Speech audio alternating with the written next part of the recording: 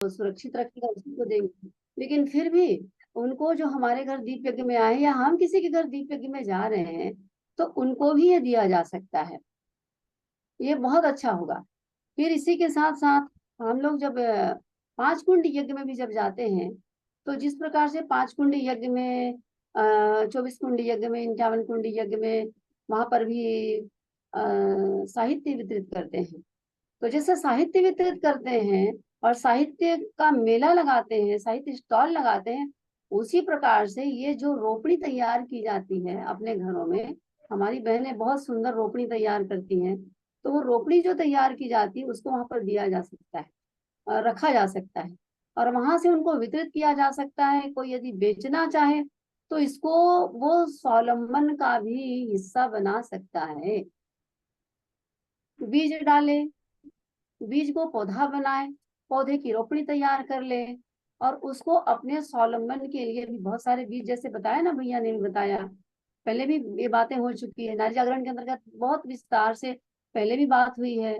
बीच बीच में ऐसी बात होती रहती है, जब अभी तो सीजन चल रहा है। तो ये सभी प्रकार के बीज को लेकर के, उसका जो थरहा डालना बोलते हैं अपने अपने घरों में, वो डाल करके वो जो खाए हैं बीज उगता है, उसको पश्चात पॉलीथीन में डाल के, तो उसको प्रदर्शनी जैसे लगाते हैं, वैसे उसकी प्रदर्शनी लगा सकते हैं, जैसे साहित्य की प्रदर्शनी लगाते हैं उस प्रकार से। और उसको वितरित किया जा सकता है, स्वावलंबन का हिस्सा ही बनाया जा सकता है इस तरीके से। ये इसके साथ ऐसे छोटी छोटी बातें हैं जो बहुत अच्छे से की जा सकती है। और ये हो रहा है, मैं जो बोल रही हूँ वो हो रहा है, उसी को बोल रही हूँ। याद आ रहा मुझे, आज ही मैंने एक वीडियो देखा है, हमारी सेक्टर 4 की बहन है रागिनी वर्मा, ये जुड़ी भी हुई है। ये पहले की बात मुझे एकदम से याद आ गई जब उसको मैंने देखा उनका वीडियो, तो वो अपनी बातों को अपने मुख से बोलेंगे तो ज्यादा अच्छा लगेगा। पहले महिला मंडल में 3,000 4,000 इस प्रकार से महिला मंडल जो है वहां पर वो रोपनी तैयार करते थे। 3-4 हजार ऐसे पौधे रहते थे। ये सारे बीजों की, जितनी बीजों के बारे में बात की, उदंती साहू दीदी अभी भी वहां की महिला मंडल की संचालिका है। और वहीं पर अब उसका स्वरूप जो हो गया है, वो घर घर में हो गया। तो वो मैंने आज वीडियो देखा, और दीदी के मुंह से तो मैंने सुना हुआ है। तो मैं तो चाहती थी कि रागिनी दीदी के मुख से सुने, और रागिनी दीदी क्या करती हैं, और वीडियो को प्ले कर सकते हैं तो वीडियो को ही प्ले कर दिया जाए, और नहीं तो कोई बात नहीं, तो अपने मुखारबिन से बोले। तो ये हम सभी बहनों के लिए है, कुल मिलाकर के मेरा ये मतलब था कहने का। प्रणाम। जी, आदरणीय कुंती दीदी, राठौर भैया और सभी जूम में जुड़े सभी भाई और बहनों को मेरा प्रणाम। जी, पर्यावरण संरक्षण बहुत ही आवश्यक है। तो उसके लिए पहले हमारे प्रज्ञा मंडल में मुख्य बुधंती दीदी है, उन लोग कहीं पौधा तैयार करते थे, तो वो अभी बंद हो गया लगभग। उसको हम लोग अभी अपने अपने घर में कर रहे हैं। तो मेरे घर बड़ा सा बाड़ी है, तो मैं उसमें जो भी पॉलीथीन रहता है, जैसे घर में नमक का, सर्फ का, जो भी है, मैं किसी को फेंकती नहीं हूँ, उसी में मैं पौधा तैयार करती हूँ। और मैं बड़े पेड़ वाला पौधा तैयार करती हूँ, साथ ही साथ बड़ा पेड़ वाला हर किसी के घर में जगह नहीं रहता, तो मैं छोटे छोटे पौधे जैसे शो प्लांट रहता है या सदाबहार फूलों के जो पौधे हैं जिसको हम गमले में भी लगा सकते हैं, वैसे पौधे भी बहुत सारा तैयार करते हैं। वो जब भी हम संस्कार कराने जाते हैं तो लोग अपने घरों में भी लगा सकते हैं वैसे पौधे। तो ज्यादातर पौधे मैं वैसे ही तैयार की हूँ, साथ ही साथ आम, नीम, बेल पत्र, ये सब का भी पौधा तैयार की हूँ। तो ऐसा सब अपने घरों में कर सकते हैं। और साथ ही साथ एक चीज मैं और बताने वाली थी कि जैसे हम पौधा लगाते हैं तो एक मिट्टी का भी बहुत समस्या आता है घरों में। तो उसके लिए मैं अपने घर से जो भी किचन वेस्ट निकलता है उसका मैं खाद तैयार करती हूँ। जैसे घरों में पुराना मटका रहता है घर में, है ना, 1-2 साल अपन उपयोग करते हैं, उसके बाद उसका काम नहीं रहता, तो उसमें एक छोटा सा छेद बना देती हूँ और नीचे कुछ डब्बा वगैरह रख देते हैं, क्योंकि कचड़ा जब सड़ता है तो उससे पानी निकलता है, वो भी एक प्रकार का खाद का काम आता है। तो फिर उसमें मतलब दूसरे एक डस्टबिन में इकट्ठा करते जाते हैं, फिर उसको समझ लो 4-5 दिन में उसमें मटके में डालते जाओ, तो वो भर जाता है जब मटका, और उसमें जैसे कीड़े भी हो जाते हैं सड़ने के लिए, तो उसके ऊपर एक आध हम गमला रख दे, समझ लो, उससे वो ढका रहता है मटका। तो उस तरह से मैं मतलब खाद तैयार करती हूँ, और अपने घर से किसी भी प्रकार का जो गीला कचरा है उसको मैं मतलब बाहर फेंकती नहीं हूँ। तो ये भी कर सकते हैं, ये भी एक पर्यावरण संरक्षण का एक बहुत अच्छा उपाय है। और डायरेक्ट हमको गमले में जैसे पौधा लगाना है, तो उसमें भी हम थोड़ा थोड़ा वो किचन वेस्ट को डालते जाएं, और थोड़ा सा उसमें मिट्टी डाल दें। उस तरह से मतलब उसमें भी हम कम मिट्टी में ही पौधा लगा सकते हैं। तो इस तरह से छोटा छोटा प्रयास किया जा सकता है, जिससे हम पर्यावरण संरक्षण में सहयोग प्रदान कर सकते हैं। जी, धन्यवाद दीदी।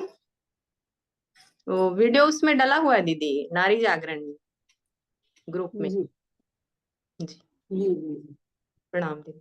जी।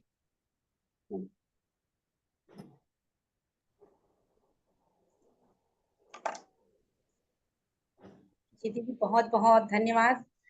आपके द्वारा जो किया गया कार्य है उसको सुनकर बहुत अच्छा लगा। मैं तो वीडियो नहीं देख पाई हूँ, बहुत अच्छा लगा। हमारी कुंती दीदी और कुछ बोलना चाहेंगी कि आगे अन्यों का सुझाव आमंत्रित किया जाए? दीदी जी। हाँ, यदि कोई अपने सुझाव देना चाहते हैं, या अपने जैसे रागिनी दीदी ने अभी कहा, और जो स्वयं करती है उस प्रकार का काम कोई करते हैं, कोई ठोस काम करते हैं जो दूसरों के जी लिए प्रेरणा देने वाला हो, तो अवश्य उनको आमंत्रण है। जी जी दीदी, आपका बहुत बहुत धन्यवाद।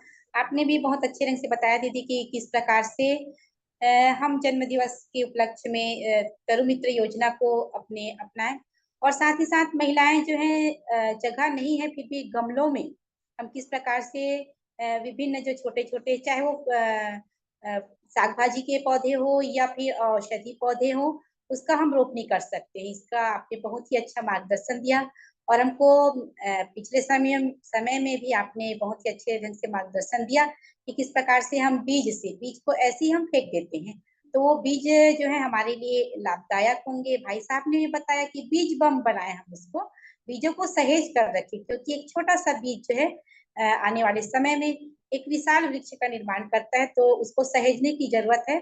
और साथ ही साथ हमारे जो दीदी लोग जुड़े हुए हैं, कोई भी अपने क्षेत्र में या अपने घरों में ऐसा एक अनूठा प्रयोग, जैसे हमारी रागनी दीदी जो वेस्ट से किचन के जो खाद्य पदार्थ हैं, जो फल वगैरह के छिलके हैं, सब्जियों के अवशिष्ट पदार्थ हैं, उनके माध्यम से वह खाद का निर्माण करती है।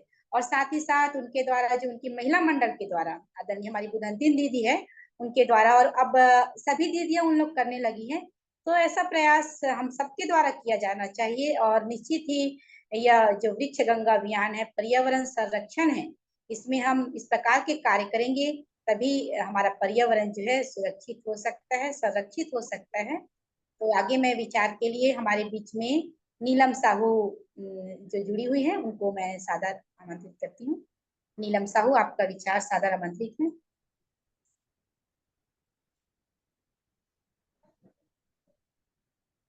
आपकी आवाज नहीं आ पा रही है।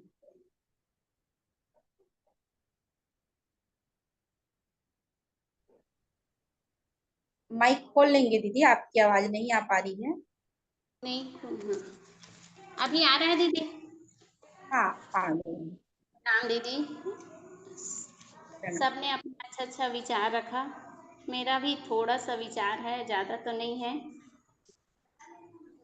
हम बीज को इकट्ठा करें, जैसे हम कहीं भी यात्रा कर रहे हैं, तो आचार्य जी ने बताया कि उस बीज को बाटी के रूप में, बाटी बनाकर मिट्टी में डाल सकते हैं। तो यात्रा करते समय हम ना सड़कों के किनारे उस बीजों को डालते जाएं, ताकि वह बीज ना पौधों के रूप में रूपांतरित हो जाता है। और जैसे एक आचार्य जी ने कहा कि वाटर जल स्तर बहुत नीचे गिर रहा है, तो उसके लिए हम क्या कर सकते हैं, जैसे बरसात का दिन होता है तो छत का पानी पाइप के माध्यम से नीचे वेस्ट ऐसे ही निकल जाता है, बहुत खराब हो जाता है, बहुत वेस्ट हो जाना चाहिए कहना चाहिए। तो उसके लिए हम वाटर हार्वेस्टिंग कर सकते हैं। कैसे? जैसे हम जहाँ से पाइप छतों में पाइप लगा होता है ना, वहाँ से पानी ना नीचे गिरता है, तो उसी जगह पे ना हम गड्ढा खोद लें 4-5 फीट का, या ज़्यादा भी खोद सकते हैं। उसमें ईंट या रेत डालकर अच्छे से ऊपर को ढक लें रेत से, तो जल का स्तर बना रहेगा और जो पानी है गड्ढे में जाएगा, तो जल का स्तर बढ़ता जाएगा, जल की कमी नहीं होगी ऐसा करेंगे तो। और एक दीदी ने कहा कि खाद कैसे निर्माण करें। खाद निर्माण के लिए हमारे देश में केचुआ होता है ना, तो उस केचुआ को कृषि मित्र कहा गया है, तो उसकी मदद से हम केचुआ खाद तैयार करके पौधों के लिए तैयार कर सकते हैं। केचुआ खाद बहुत अच्छा खाद होता है, उससे पौधों में अच्छी सी वृद्धि होती है। धन्यवाद दीदी, इतना ही कहना था।